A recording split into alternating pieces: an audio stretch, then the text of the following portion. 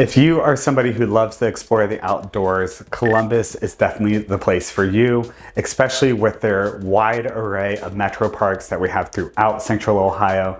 I'm going to break down my top 5 and maybe a bonus park at the end of all of the parks that I like to visit on a weekly basis. So stick around and let's dive in together.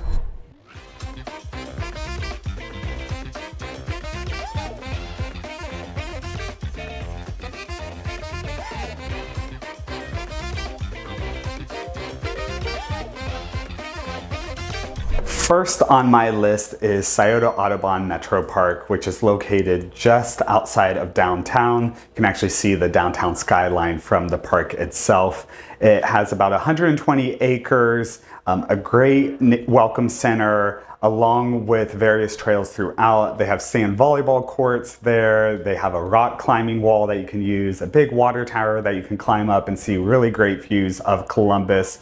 My favorite trail when exploring this park is the Scioto Greenway Trail, and that takes you actually along the river. There's some construction right now with the whole 70-71 intersection, but this trail normally takes you along the river and then it pops you out right to the Scioto Mile, which is downtown Columbus. And the views of this part of Columbus are just breathtaking. So definitely a metro park for you to explore if you like a kind of a more industrial, urban landscape. This would be a great metro park. It has such great access to Franklinton, downtown Columbus, German Village, all of those areas that make Columbus so vibrant. Next on my list is Inniswood Metro Park, and this is a beautiful botanical park in Westerville, Ohio. So just northeast of downtown Columbus by about 15-20 minutes. It is a smaller metro park by scale of other ones that are in the Central Ohio area, but I would say this is probably one of the most beautiful metro parks in my opinion. They have various seasonal flowers that are always in bloom, so it can change from spring to summer to fall, so it's great to explore in the various seasons. They have an outdoor amphitheater, great spots for kids to play and explore. My favorite trail, and I had to write this down because I feel like I just take it so many times that I don't actually know what they're called, but if you take the Boardwalk Trail to the Spring Run Trail to Brookwood Trail, that is such a cool, it's almost like the outside of the park. You get to see everything that the park has to offer. You get some areas where you're in the woods, walking along on a boardwalk, and then you also get to see areas where it's more open fields with beautiful landscape throughout. So definitely a park if you like to take photos of nature, birds and such. This would be a really great park for you to visit. Number 3 on my list is Sharon Metro Park. This is probably one of those parks that I visit the most often, if I would have to guess, just because I have friends that live up in Westerville and I like to meet them there. But this park is located right between Westerville and Polaris.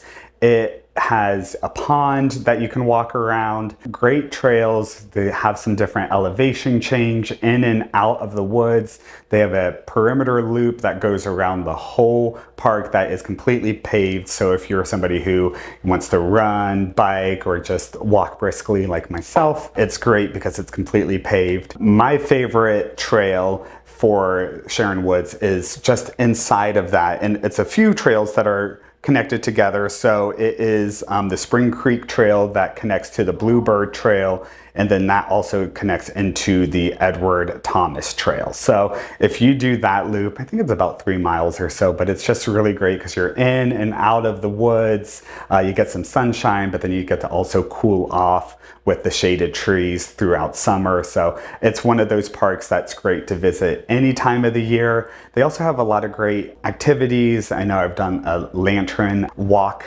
there once with some friends. So throughout the year, they have great events at this park as well. Just super picturesque. It's a little bit larger than some of the other parks that I've mentioned previously in this video, but it just has great landscape and beauty throughout. One of the most popular metro parks for Columbus residents is Highbanks Metro Park. It is located just off of 23 north of Columbus, right in the Lewis Center Powell area. It has over 1,200 acres of park that you can explore. It's known for its 100-foot shale bank along the Olentangy River, and it has so many great trails throughout. I will say, you know, with these various ravines that you get to overlook throughout the park, you can get out of breath pretty quickly. And the one loop that I really love to do, even though it's a little bit shorter than maybe some of the other hikes that I like to do throughout the metro parks, is the Dripping Rock Trail. It's one of the most popular trails at Highbanks, but the elevation change in it is a little bit drastic, but you know, there are parts on that trail where you can sit down and catch your breath, and you might catch me there catching my breath, so don't judge. But there are so many other great trails all throughout. This is a larger metro park throughout Columbus, so there's various areas that you can explore. If you don't want something that maybe is so strenuous, they do have more mild trails for kids. The Big Meadows path is a great one for kids, especially. They have areas for kids to play, picnic, and so much more. So definitely, if you have a chance and you haven't already, you have to check out Highbanks Metro Park. My top metro park is Battelle Darby Creek Metro Park. It is located on the southwest corner of Columbus or Central Ohio. It is in between West Jefferson and Grove City. It is the largest metro park of all the metro parks in Central Ohio, with over 7,000 acres of park to explore. 600 of those acres they have restored to original prairies, so you can kind of see what Ohio looked like before, you know, it got fully developed. And another really cool aspect of this park is you can actually go and see bison there. So they have bison that roam in the summertime, and then they also have a winter, I guess, area where they stay to stay nice and warm. But they also have a great nature center that has a living stream exhibit, so you can go and see some local fish varieties within this nature center, and it goes and winds around Darby Creek itself. So there are so many trails that go right along the creek, and there's just so much area to explore. I mean, I've gone hiking there several times and done several long hikes there, and still there are areas of this metro park that I haven't explored. But one of my favorite trails, it's a kind of a combo like some of those other parks, but the Cobb Shell Trail into the Indian Ridge Trail into the Terrace Trail. That loop, and then you can come back to where you parked, it's a little bit longer, but you just get such great views along the creek itself. You can see some old railway tracks, and you also just get to be in and out of the woods as well. So if you're somebody who gets hot easily and starts sweating, you have that wood to shade you, keep you nice and cool. But there's just so many various areas to explore in this metro park itself, so definitely need to check it out. Okay, so I might have lied a little bit. Like I said at the beginning of the video, I do have a bonus park that I want to throw in there that is tied for #1 position, which is Quarry Trails Metro Park. It is one of the newest metro parks within the ecosystem, and it was created back in 2021, and it just has started to really form into this beautiful park. So it is located in Marble Cliff, area, just right by Upper Arlington. But this whole area used to be a quarry that they have now turned into this metro park, and they have done a lot of development within this area. So mixed use development, you have some restaurants, coffee shops, all within walking distance to this metro park itself.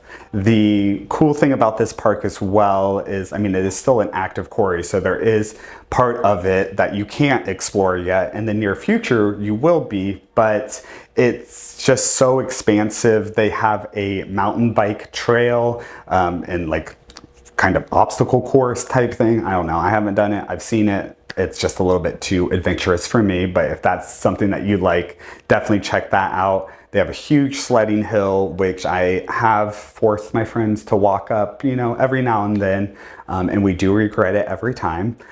They also have a Via Ferrata, which is the only one in Columbus. So if you're not familiar with that, it's basically you can almost rock climb, but you have harnesses on, and it's a lot safer than just rock climbing in general. I don't know.